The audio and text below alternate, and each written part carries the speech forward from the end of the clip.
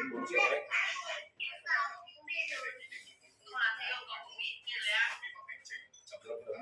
Mời các bạn cùng nhé.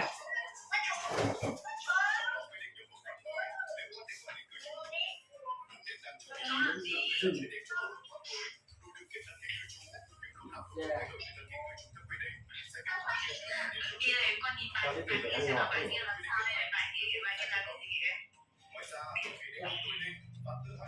Mời các bạn nha.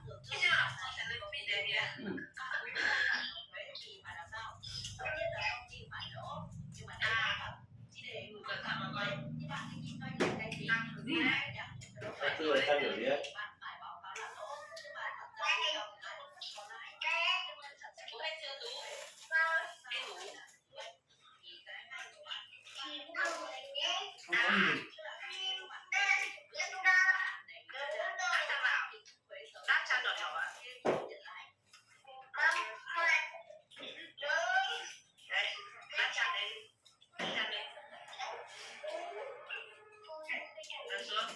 Cục Khánh nhỏ ăn cơm chưa? Không có cái này.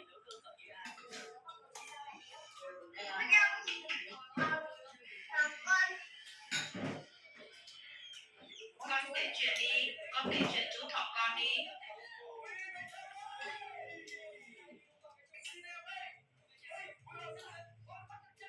Đi ơi.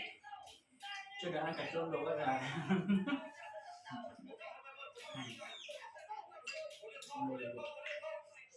Vương chụp bài ăn ớt rồi hả?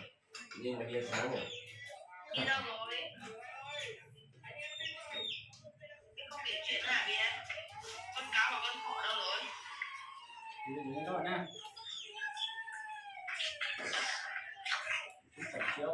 Thế là bữa ăn cơm đã. Biên không nói chuyện với bố buồn rồi.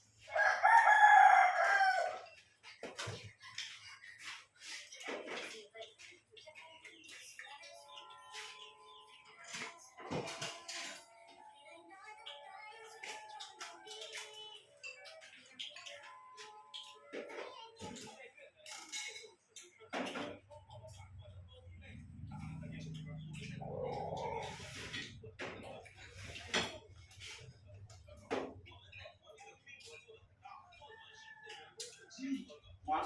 Rau cải đậu hổ đấy mà nó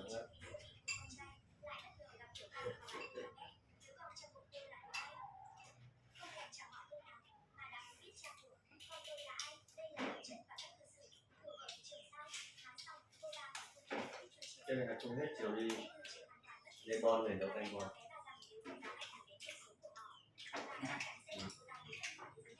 Dạ.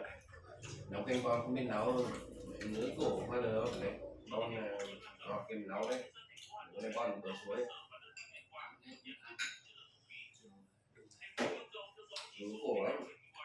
Cái này nghĩ ba chân này là cái loại người trái đẹp này.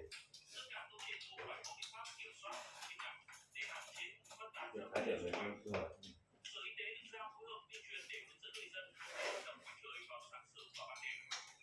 Phải phân biệt được cái nào là bon ngọt, cái nào là bon nướng. Chúng tôi muốn.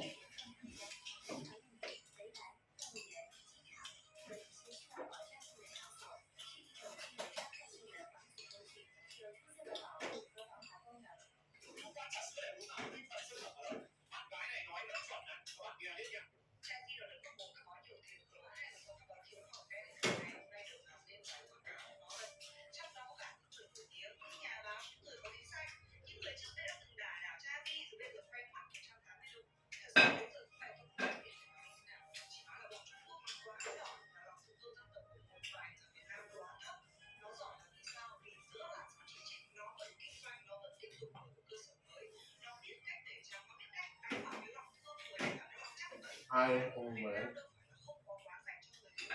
không Là không ăn. vâng Không nè. ừ. Không bán cơm. Cháu nói nhưng mà ông bảo vợ ông vay tiền này Nước quá không nghĩ.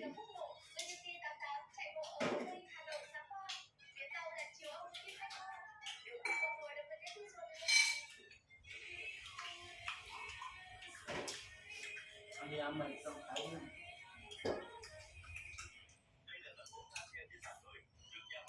anh cho bỏ ra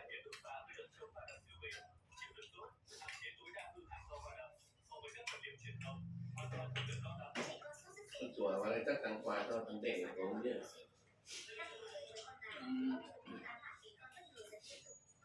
chạy xong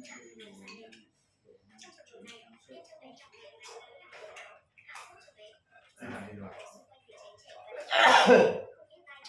ra xuống quay vào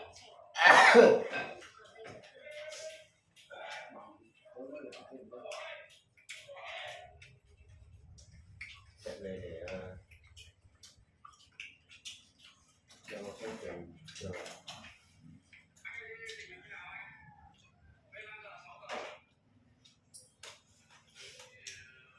anh Dũng anh Tuấn mua lại nhà của anh Dũng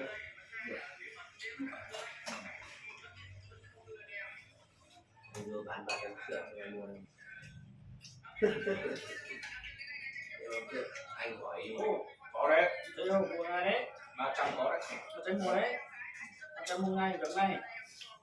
ở đây là trung tâm mà cái lần trước thì không ai mua này trên kênh tôi bảo là có người lên gặp 300 triệu là anh vừa không bán được 300 có đấy Nó trang gì mình mua đây.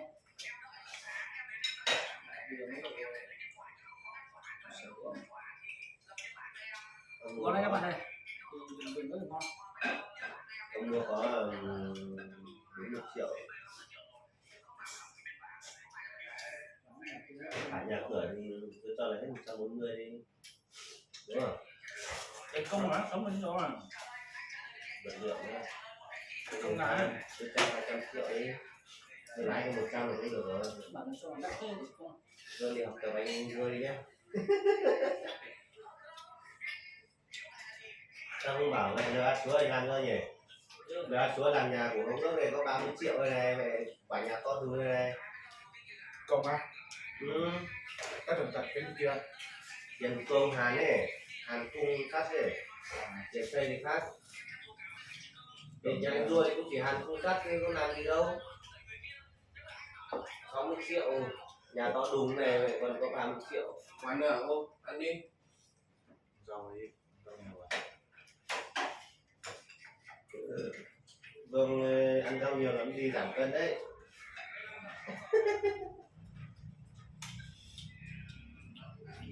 giàu để sống lâu ăn cơm anh thì ăn thịt lợn rừng này nọ đi xưa cái cụ có thịt bán rồi Việt Nam nó bảo là tổ tiên chúng ta tiến hóa mấy trăm năm chỉ để ăn rau này mấy ngàn năm chỉ để ăn rau này